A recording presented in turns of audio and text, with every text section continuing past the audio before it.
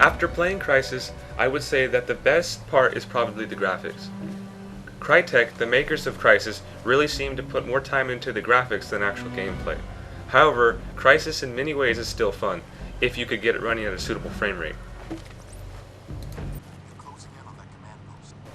What you are seeing now is Crysis maxed out in DirectX 10.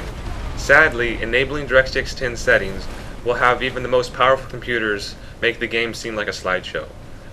When DirectX 10 is enabled, the game is very sexy. Textures are realistic and seem 3D.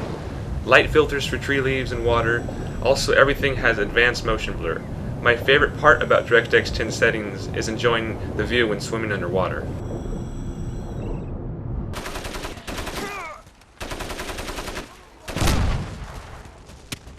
The good thing is that playing Crysis in max DirectX 9 settings still looks amazing, and to some almost identical.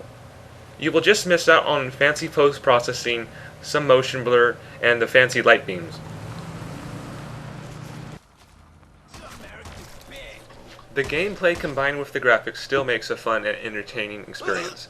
Crysis is not 100% sandbox, but for most missions you are given a large map to complete objectives however you want. The first-person shooting mechanics seem pretty solid, but perhaps because of lower frame rates, it doesn't feel as fluid and free as a game like Call of Duty 4. But Crysis is not all about shooting. Your main key to unlocking the fun is your character's nanosuit.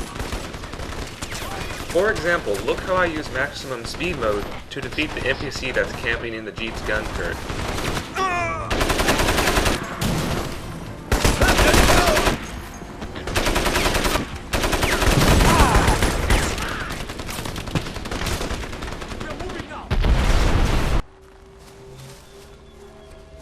The trees and plants are mostly all destructible in Crysis. It's really cool how some of the plants react to moving objects, such as yourself.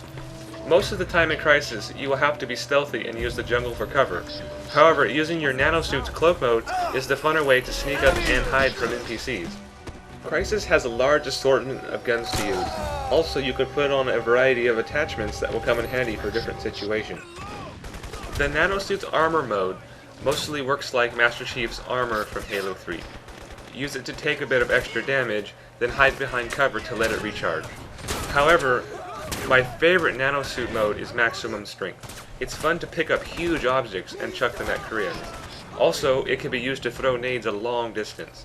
Strength mode is also handy for jumping to high places. I think next to cloak mode, it's the most handy. Shit, they've called in reinforcements. Enemy units headed your way. I really like how some of the buildings can be torn apart piece by pretty much anything. However, this feature would have been nice for all the objects and buildings in Crysis. Vehicles play a big role in Crysis. Also, they add a bit of flavor to the game. First of all, they could help transport you to your objectives and can provide you with extra firepower and armor. But be careful, for vehicles take realistic damage. For example, shoot the tires and they blow out, causing you to lose control or just completely flip over. So light vehicles like this Jeep I'm driving can be taken out easily. Also, different terrain affects how well the vehicles track the road. As you see in my gameplay footage, my Jeep spins out and loses traction when I hit the beach sand.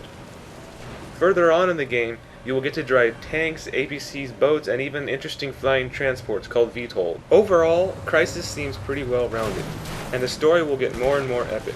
Later on, you will even get to do a short mission that takes place inside of a no-gravity alien spaceship. It's a nice change from the lush island scenery. While Crysis has a good share of bugs, crashes, and glitches, if your computer can handle it, you should give it a try.